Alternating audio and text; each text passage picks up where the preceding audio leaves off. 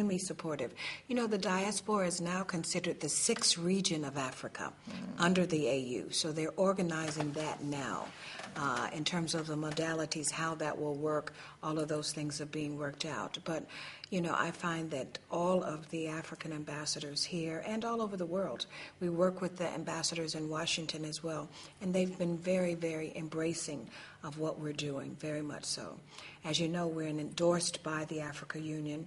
The African Union has been tremendously supportive in terms of helping guide our process. And that's why we're formed. We're really formed to support the AU. And when you ask me what our mandate is, and that's what our mandate is to support the AU and encouraging diaspora to participate in the development of Africa. When you talk about Africans in diaspora, how do you define an African in the diaspora? Okay. There's two types of Africans in the diaspora. Okay. My group, those of us taken from slavery, that's one type of African diaspora.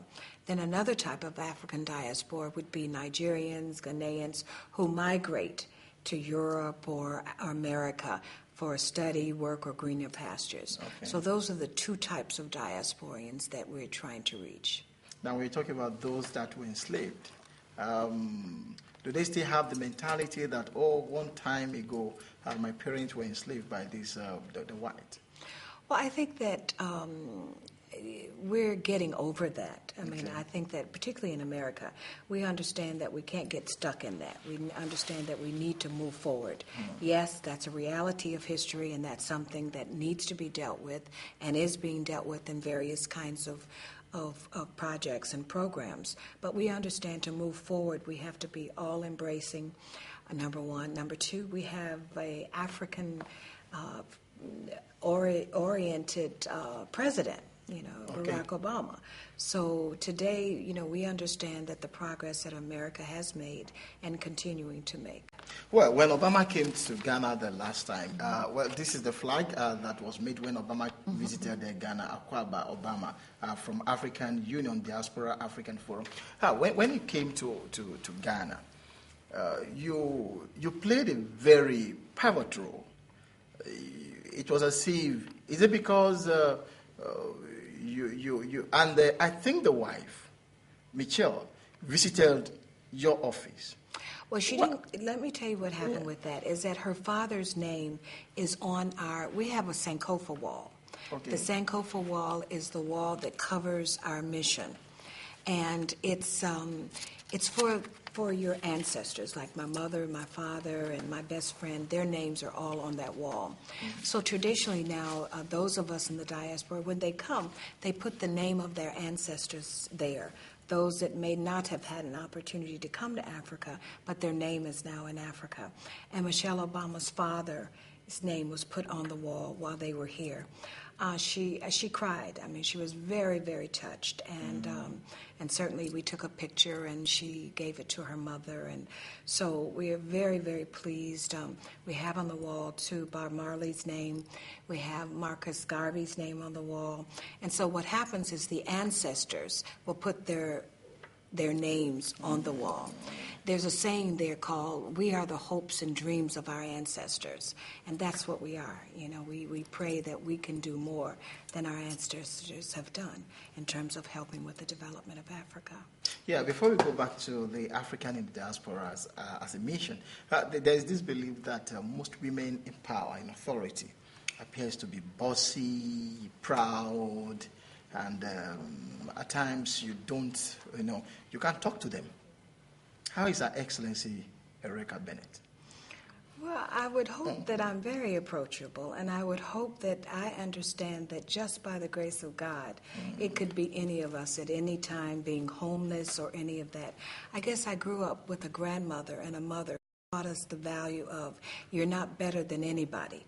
You may have more opportunities than someone, but that you're not better than anyone. So my management style is all embracing. I certainly, people will respect the office, but the person, I try to carry myself in a way that people will respect me as a person, and I try to respect all of those that work with me. When you were growing as a young lady then, what really thrills you?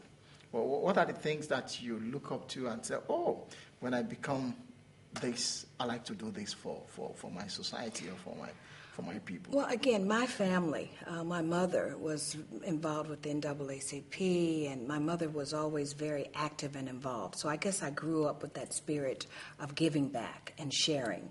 I've had the opportunity of growing up, particularly in Washington, D.C., and some of my mentors were the people like Dorothy Hyatt, Barbara Jordan. I mean, these were dynamic African-American women who took what they did very seriously, and I was very honored to carry their bags, to be a part and to grow up with that kind of dynamic kind of female personality.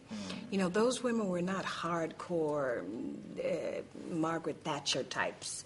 You think of Margaret Thatcher, you think of hard and cold. These were women who understood that they were women, understood that they were mothers, and used that femininity to move the process forward. And I hope that's what I do.